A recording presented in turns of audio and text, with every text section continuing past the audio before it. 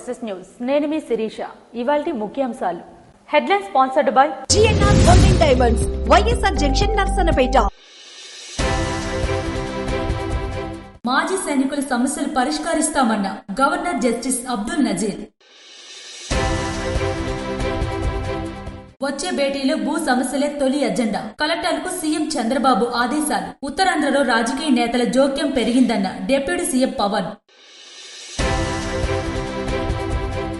వైద్య కళాశాలల నిర్వాహకులకు జగన్ హెచ్చరికలు. పీపీపీ విధానానికి వ్యతిరేకంగా చేపట్టిన సంతకాల పత్రులను లోక్భవన్లో అప్పగింత. సుపరిపాలనకు వాజ్పేయి మార్గదర్శి. శ్రీకాకుళం నగరం సూర్యమహల్ కోడెలలో ఏర్పాటు చేసిన వాజ్పేయి కాంస్య విగ్రహాన్ని ఆవిష్కరించిన మంత్రులు కింజరాపు అచ్చెన్నాయుడు, సత్యకుమార్ యాదవ్. వికారాబాద్ సాయిపూర్లో దారుణ ఘటన. భార్యను దారుణంగా కొట్టి చంపిన భర్త. డ్రగ్స్ కి వ్యతిరేకంగా అభ్యుదయం సైకిల్ యాత్ర. మత్తు పదార్థాల వినియోగానికి వ్యతిరేకంగా ప్రజల్లో అవగాహన కల్పించేందుకు చేపట్టిన ఇటువంటి కార్యక్రమం గొప్ప సామాజిక ఉద్యమమని ఎమ్మెల్యే భగ్గు రమణమూర్తి వ్యాఖ్య.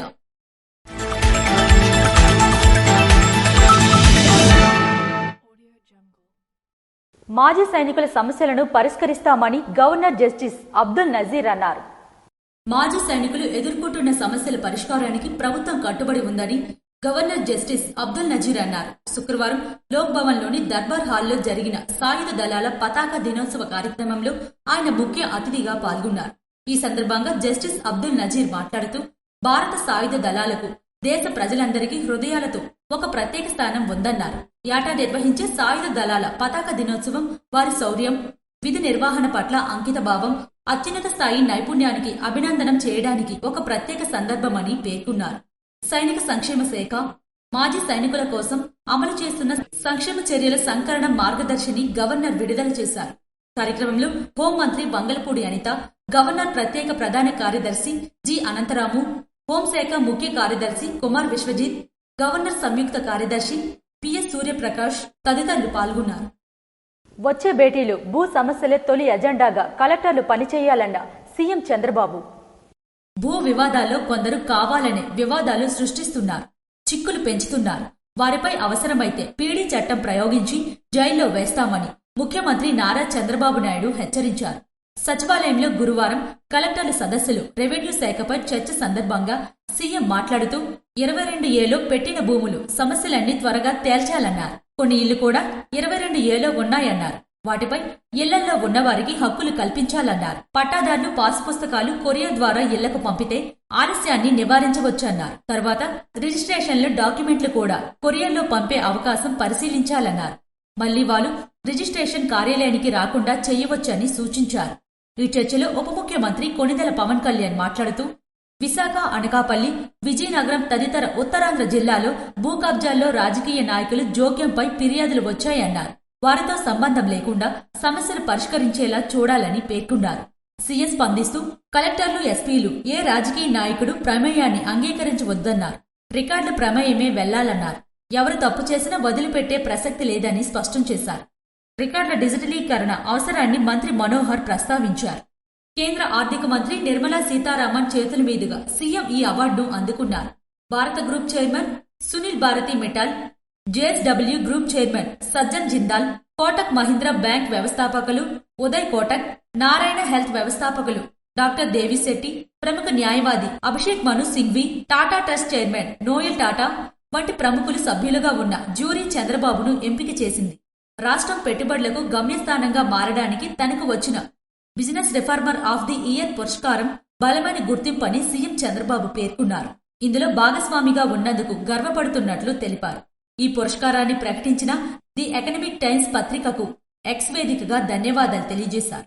చంద్రబాబుకి అవార్డు దక్కడంపై ఉప ముఖ్యమంత్రి పవన్ కళ్యాణ్ కలెక్టర్ల సదస్సులో అభినందనలు తెలియజేశారు. ముఖ్యమంత్రి చంద్రబాబు నాయకత్వ శైలి ఎంతో స్ఫూర్తినిస్తుందన్నారు. రాష్ట్రాభివృద్ధికి, నవతరం భవిష్యత్తు కోసం ఆయన అమలు చేస్తున్న పాలనా విధానాలు, పారిశ్రామికాభివృద్ధికి చేపడుతున్న సంస్కరణలు ఖచ్చితంగా సత్ఫలితాలిస్తాయన్నారు. ఆయనకు దక్కిన ఈ అవార్డు రాష్ట్రానికే గర్వకారణమే కాదు, ఒక బ్రాండ్ అంబాసిడర్ని కూడా తీసుకువస్తుందన్నారు. ఆయన మార్గదర్శకత్వంతో మేమందరం రాష్ట్రాభివృద్ధికి కృషి చేస్తున్నామని పవన్ కళ్యాణ్ పేర్కొన్నారు. ప్రభుత్వ వైద్య కళాశాలలను ప్రైవేట్ వారికి ఇవ్వడంలో సీఎం చంద్రబాబు పెద్ద కుంభకోణానికి తెరతీశారని మాజీ సీఎం జగన్ ఆరోపించారు. ప్రభుత్వ వైద్య కళాశాలలను పీపీపీ విధానంలో నిర్వాహాలకు తీసుకునే వాళ్లు మేము అధికారంలోకి వచ్చాక 2 నెలలు తీరకముందే జైల్లో ఉంటారని మాజీ ముఖ్యమంత్రి వైఎస్ జగన్ హెచ్చరించారు. ప్రభుత్వ వైద్య కళాశాలల ప్రైవేటీకరణకు వ్యతిరేకంగా వైకాపా ఆధ్వర్యంలో చేపట్టిన సంతకాల సేకరణలో 1.4 కోట్ల మంది సంతకాలు చేశారని తెలిపారు. పార్టీ ముఖ్య నేతలతో కలిసి ఆయన గురువారం లోక్ భవన్ కు వెళ్లి గవర్నర్ అబ్దుల్ నజీర్ ను కలిశారు. గవర్నర్ కలిశాక లోక్ భవన్ వద్ద అంతకుముందు తన క్యాంపు కార్యాలయంలో వైకాపా ఎంపీలు, ఎమ్మెల్సీలు, ఎమ్మెల్యేలు, జిల్లా అధ్యక్షులతో నిర్వహించిన సమావేశంలో జగన్ మాట్లాడారు.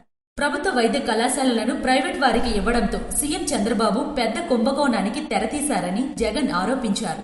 ఒక్కో కాలేజీలో ఉద్యోగాలకు జీతాల రూపంలో ఏడాదికి 60 కోట్ల చొప్పున 2 ఏళ్లకు 120 కోట్లు ఇవ్వబోతున్నారు. అంటే 10 కాలేజీలకు 1200 కోట్లు ప్రైవేట్ నిర్వాహకులకు ప్రభుత్వం ఇచ్చేలా నిర్ణయించారు. పైగా అవి ప్రభుత్వ ఆధీనంలోనే ఉంటాయంటూ ప్రజలను మోసగిస్తున్నారని ఆరోపించారు. గవర్నమెంట్ మెడికల్ కాలేజీని ప్రైవేట్ కి ఇస్తాడు. ప్రైవేట్ కి ఇవ్వడమే ఒక స్కామ్ అయితే, భూమి government the, medical college construction government the, దాంట్లో పనిచేసే వాళ్ళు గవర్నమెంట్ వాళ్ళు, జీతాలు ఇచ్చేది గవర్నమెంటే, కానీ కాలేజీలు మాత్రం ప్రైవేట్ వాళ్ళ. మెడికల్ కాలేజీలో జీతాలు అయ్యేది చెక్ చేయమంటే 5 నుంచి 6 కోట్ల రూపాయలు మినిమం అవుతుంది నెలకు అని. అంటే 60 కోట్ల రూపాయలు సంవత్సరానికి. ఒక్కొక్క మెడికల్ కాలేజ్ మీద జీతాల మీద అయ్యే ఖర్చు అంటే 2 ఏళ్ళకి కలిపితే 120 కోట్లు. అంటే 120 కోట్ల రూపాయలు చంద్రబాబు నాయుడు వాళ్ళకి ఇస్తున్నాడు. ప్రైవేట్ వాళ్ళకు కాలేజీలు, government land, government construction, government hospital, government staff తో వాళ్ళకి ఇవ్వడమే కాకుండా ఒక్కొక్కరికి మేలు చేస్తూ గవర్నమెంట్ జీతాలు కూడా వాళ్ళకి ఇస్తూ 2 ఏళ్ల పాటు గవర్నమెంట్ జీతాలు ఇస్తుందంట. అంటే సంవత్సరానికి 60 కోట్లు ఎదురిస్తున్నారు. 10 మెడికల్ కాలేజీలు ఇంటూ 120 కోట్లు అంటే 1200 కోట్లు మినిమం ఎదురిస్తున్నారు. అసలు ఇలాంటి స్కాములు దేశ చరిత్రలో ఎక్కడా ఉండవు. మిగిలిన 10 కాలేజీలు పూర్తి చేయడానికి వివిధ దశల్లో ఉన్నాయి. అవి పూర్తి చేయడానికి సంవత్సరానికి 1000 కోట్లు కావాలా. 5 ఏళ్లకు 5000 కోట్లు. రాష్ట్ర బడ్జెట్ 2.5 లక్ష కోట్లు పైచిలకి. 2.5 లక్ష కోట్లు పైచిలకు రాష్ట్ర బడ్జెట్ ఉన్న రాష్ట్రంలో 1000 కోట్ల రూపాయలు ప్రతి సంవత్సరం పెట్టలేరా అని అడుగుతా ఉన్నా. రుషికొండలో 500 కోట్లతో ప్యాలెస్ కట్టారు. ఆ డబ్బుతో 2 వైద్య కళాశాలలు కట్టి ఉండొచ్చన్న సీఎం వ్యాఖ్యలను మీడియా ముందు ప్రస్తావించగా, రుషికొండ పైన నేను 240 కోట్లతో కట్టిన భవనం ఇప్పుడు విశాఖపట్నానికే తలమానికంగా రాజభవన్ల మాన్యుమెంట్ గా మారింది. అదే చంద్రబాబు ఒక్కరోజు యోగా పేరుతో 330 కోట్లు ఆవిరి చేశారని జగన్ ఆరోపించారు. రుషికొండలో నువ్వు చెప్పి హోటల్ రిసార్ట్ కార్యక్రమం ఏదైతే ఉందో 230 కోట్లు, 240 కోట్లు, అది ఇప్పుడు విశాఖపట్నానికి నిజంగా ఆనిముత్యంగా ఉంది. అదే చంద్రబాబు నాయుడు యోగా కోసం ఒక్కరోజు ప్రోగ్రామ్ యోగాకు ఖర్చు పెట్టిందంటే 330 కోట్లు. 330 కోట్లు కనీసం నేనన్నా 240 కోట్లు పెట్టి బ్రహ్మాండమైన బిల్డింగ్ కట్టి విశాఖపట్నానికి తలమానికంగా ఉంది ఆ బిల్డింగ్. ఈ పొద్దు కూడా పోయినాను అనుకో, ఆ బిల్డింగ్ లోకి ఎవరైనా పోయి చూస్తే విశాఖపట్నం అంతా టూరిస్ట్ ప్లేస్ కింద కనపడుతుంది. కలెక్టర్ల పనితీరు బాగోలేకపోవడం వల్ల తన ప్రభుత్వానికి చెడ్డ పేరు వస్తుందని కలెక్టర్ల సమావేశంలో ముఖ్యమంత్రి చెప్పడం విడ్డూరంగా ఉందని జగన్ విమర్శించారు. మరో 3 నెలల్లో ఈ ప్రభుత్వం 3వ బడ్జెట్ ప్రవేశపెడుతుంది. ఆ కాలంలో ప్రజలకు ఒరిగింది పెద్ద సున్నా. వ్యవస్థలన్నీ నిర్వీర్యమయ్యాయి. మీ పనితీరు బాగోలేదు కాబట్టి మీ గ్రూప్ ను ఎంత లేపినా పైకి లేవడం లేదని ఆయన వ్యాఖ్యానించారు. శ్రీకాకుళం నగరం సూర్యమహల్ కోడలిలో ఏర్పాటు చేసిన వాజ్పేయి కాంస్య విగ్రహాన్ని పలువురు మంత్రులు ఆవిష్కరించారు. దేశాభివృద్ధికి, సుపరిపాలనకు మాజీ ప్రధాని అటల్ బిహారీ వాజ్పేయి మార్గదర్శకుడని రాష్ట్ర మంత్రులు కింజరాపు అచ్చెన్నాయుడు, సత్యకుమార్ యాదవ్ వెల్లడించారు. శ్రీకాకుళం నగరంలోని సూర్యమహల్ కోడలిలో ఏర్పాటు చేసిన వాజ్పేయి కాంస్య విగ్రహాన్ని వారు గురువారం ఆవిష్కరించారు. ఈ సందర్భంగా మంత్రులు మాట్లాడుతూ వాజ్పేయి ప్రవేశపెట్టిన ఆర్థిక సంస్కరణలు, స్వర్ణ చతుర్భుజి వంటి రవాణా సంస్థల ఆధునీకరణే నేటి భారత్ పురోగతికి బలమైన పునాదులని పేర్కొన్నారు. నిర్ణయాలంటే ఎవరు ఊహించినటువంటి నిర్ణయాలు. అందుకు ఉదాహరణ మన శ్రీకాకుళం జిల్లా. 25 సంవత్సరాల ముందు నేను ఇక్కడ శాసనసభ్యుడిగా ఆ రోజు కూడా ఉన్నాను. విశాఖపట్నం నుంచి ఇచ్చాపురం వెళ్లాలంటే 9 గంటల సేపు జర్నీ చేసేవారు. శ్రీకాకుళం నుంచి టెక్కలు వెళ్లాలంటే 2.5 గంటల సేపు జర్నీ చేసేవారు. ఆ రోజు ప్రధానమంత్రిగా మోడీ గారు, రాష్ట్ర ముఖ్యమంత్రిగా చంద్రబాబు నాయుడు గారు, మన జిల్లా నాయకుడు ఎర్రన్నాయుడు గారు కలిసి మొట్టమొదటిసారి పీపీపీ మోడల్లో హోటల్ కోటలేటర్ ప్రాజెక్ట్ తీసుకొచ్చారు. అందులో భాగంగా మొదట మనకి తడ నుంచి ఇచ్చాపురం వరకు ఈ రోడ్డు అవ్వడం వల్ల మొత్తం జిల్లా అభివృద్ధికే ఒక ప్రధానమైనటువంటి ద్వారంగా మారింది. తర్వాత ఏ విధంగా అభివృద్ధి చెందిందో మనం చెప్పవలసినటువంటి అవసరం లేదు. ఆయన అడుగుజాడల్లోనే ప్రస్తుత కేంద్ర రాష్ట్ర ప్రభుత్వాలు నీతి నిజాయితీతో కూడిన పాలనను అందిస్తున్నాయని, సుపరిపాలన ద్వారానే సామాన్యుడికి సంక్షేమ ఫలాలు అందుతాయని వివరించారు. వైద్య విద్యను సామాన్యుడికి చేరువ చేసేందుకు రాష్ట్ర ప్రభుత్వం పీపీపీ విధానానికి ప్రాధాన్యత ఇస్తుందని మంత్రులు స్పష్టం చేశారు. ఈ విధానం ద్వారా తక్కువ సమయంలోనే ఎక్కువ వైద్య కళాశాలలను నిర్మించి రాష్ట్రంలో డాక్టర్ల కొరతను తీర్చవచ్చని తెలిపారు. కళాశాలల నిర్వహణలో ప్రైవేట్ భాగస్వామ్యం ఉన్నప్పటికీ యాజమాన్య హక్కులు, సీట్ల కేటాయింపుపై పూర్తి నియంత్రణ ప్రభుత్వానిదే ఉంటుందని వారు స్పష్టం చేశారు. ఈరోజు పిచ్చి కుక్కల్లాగా మాట్లాడుతున్నారు, చాలా మంది తెలుగుండి మాట్లాడుతున్నారు, తెలుగు లేక మాట్లాడుతున్నారు, అర్థం కాదు.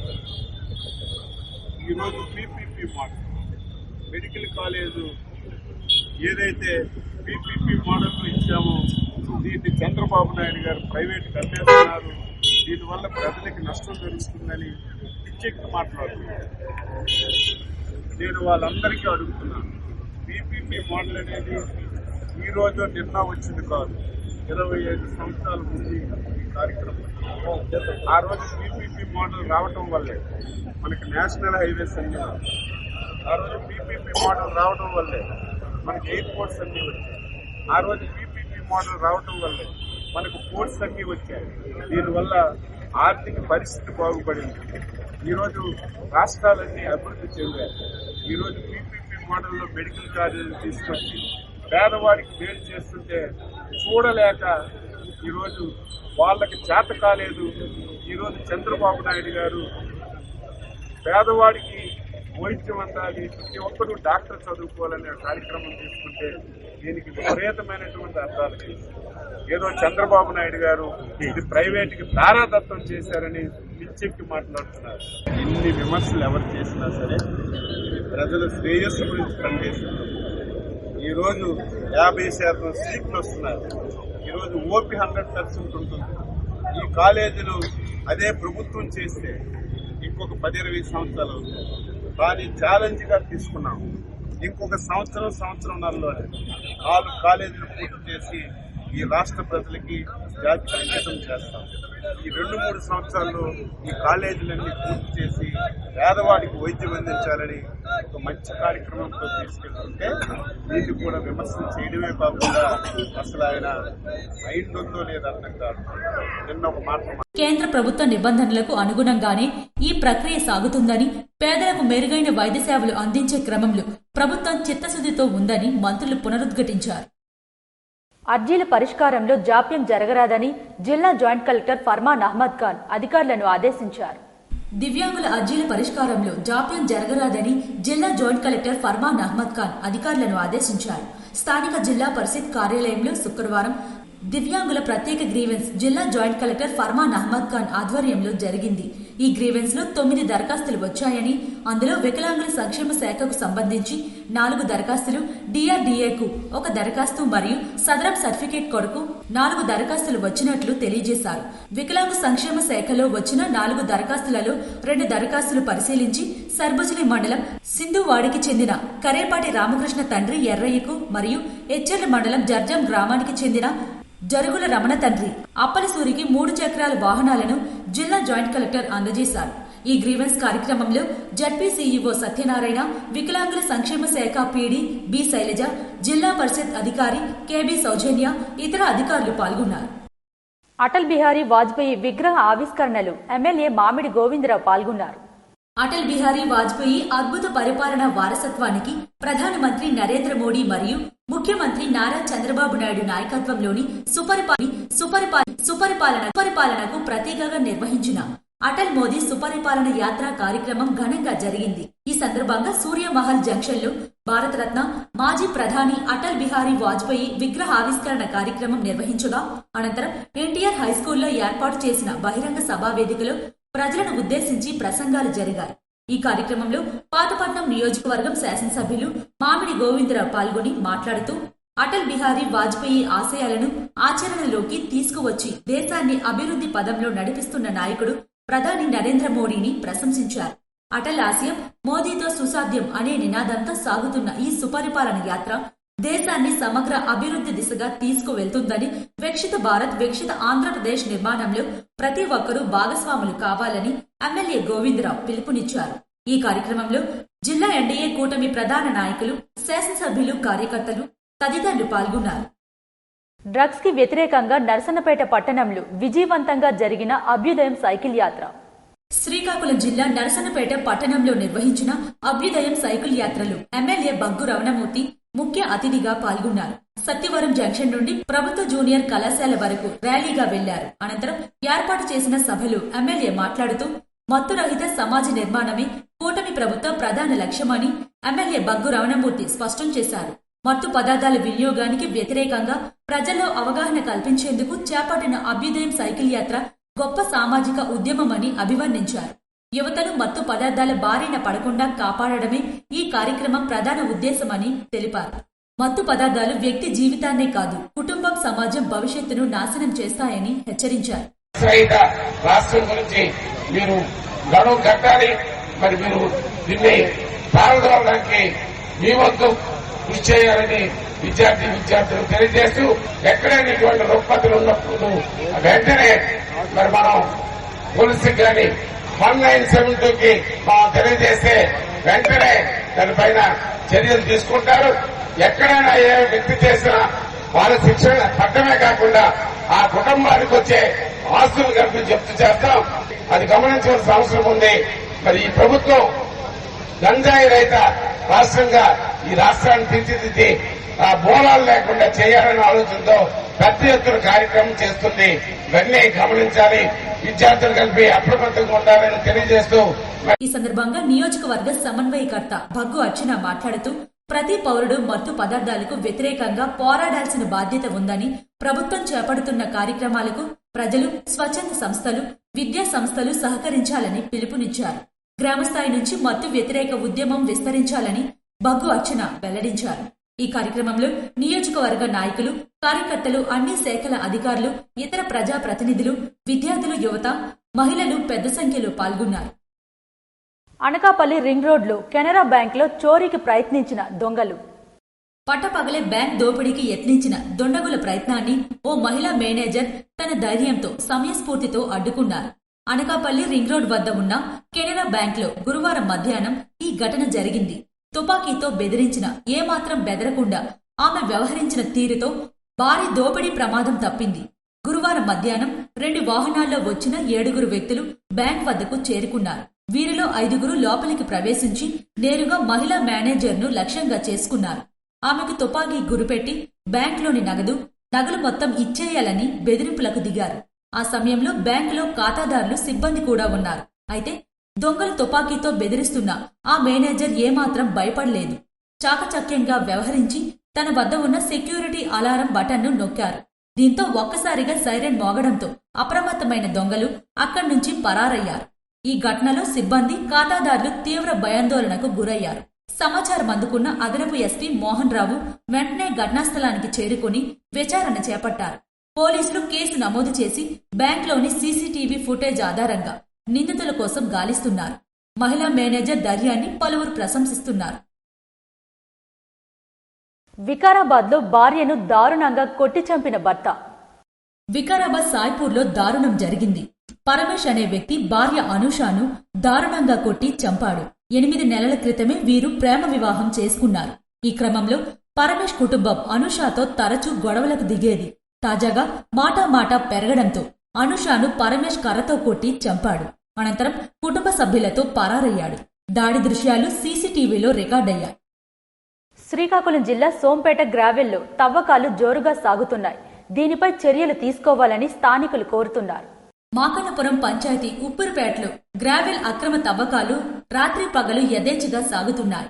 ఎటువంటి అనుమతులు లేకుండా కొందరు వ్యాపారులు గ్రావెల్ తవ్వి తరలించేస్తున్నా పట్టించుకునే నాదుడు కరువయ్యాడు. దీంతో తమ రహదారులు పూర్తిగా దెబ్బతింటున్నాయని స్థానికులు ఆవేదన వ్యక్తం చేస్తున్నారు. స్థానికుల ఫిర్యాదు చేస్తున్న రెవెన్యూ, గనుల శాఖ అధికారులు పట్టించుకోకపోవడం అనుమానాలకు తావిస్తుంది. ఇప్పటికైనా ప్రభుత్వం స్పందించి అక్రమాలపై చర్యలు తీసుకోవాలని స్థానికులు కోరుతున్నారు. చీపురుపల్లి నియోజకవర్గం టీడీపీ కార్యాలయంలో గ్రీవెన్స్ నిర్వహించిన ఎమ్మెల్యే కళా వెంకట్రావు. చీపురుపల్లి నియోజకవర్గ తెలుగుదేశం పార్టీ కార్యాలయంలో శుక్రవారం తెదేపా పొలిట్ బ్యూరో సభ్యులు, మాజీ మంత్రి, చీపురుపల్లి శాసనసభ్యులు కిమిడి కళా వెంకట్రావు ఆధ్వర్యంలో ప్రజా సమస్యల పరిష్కార వేదిక కార్యక్రమం నిర్వహించారు. నియోజకవర్గంలోని వివిధ మండలాల నుండి, గ్రామాల నుండి పెద్ద ఎత్తున తరలివచ్చిన ప్రజలు తమ సమస్యలను ఎమ్మెల్యే దృష్టికి తీసుకెళ్లారు. ప్రధానంగా పింఛన్లు, రేషన్ కార్డులు, తాగునీటి సమస్యలు మరియు స్థానిక మౌలిక సదుపాయాల గురించి ప్రజలు వినతులు సమర్పించారు. ప్రతి అర్జీని క్షుణ్ణంగా పరిశీలించిన ఎమ్మెల్యే కొన్ని సమస్యలను అక్కడికక్కడే అధికారులతో ఫోన్లో మాట్లాడి పరిష్కరించారు. మరికొన్ని సమస్యల పరిష్కారానికి సంబంధిత శాఖల అధికారులకు సిఫార్సు లేఖలను అందజేశారు. ఈ సందర్భంగా ఎమ్మెల్యే మాట్లాడుతూ ప్రజల కష్టాలను నేరుగా తెలుసుకుని వాటికి పరిష్కారం చూపడమే ఈ కార్యక్రమం ఉద్దేశమన్నారు. కూటమి ప్రభుత్వం అధికారంలోకి వచ్చిన తరువాత ప్రజా పాలనను చేరువ చేస్తున్నామన్నారు. ప్రతి కార్యకర్తకు, ప్రతి సామాన్య పౌరుడికి నేను అందుబాటులో ఉంటానని స్పష్టం చేశారు. ఏ ఒక్కరూ అధైర్యపడవలసిన అవసరం లేదని, మీ సమస్య ఏదైనా పరిష్కరించే బాధ్యత నాదని హామీ ఇచ్చారు. ఈ కార్యక్రమంలో పార్టీ ముఖ్య నాయకులు, కార్యకర్తలు మరియు వివిధ విభాగాల ప్రతినిధులు పాల్గొన్నారు. ఇవి ఈనాటి వార్తలు. మరిన్ని వార్తలతో మళ్ళీ కలుద్దాం. చూస్తూనే ఉండండి SS న్యూస్.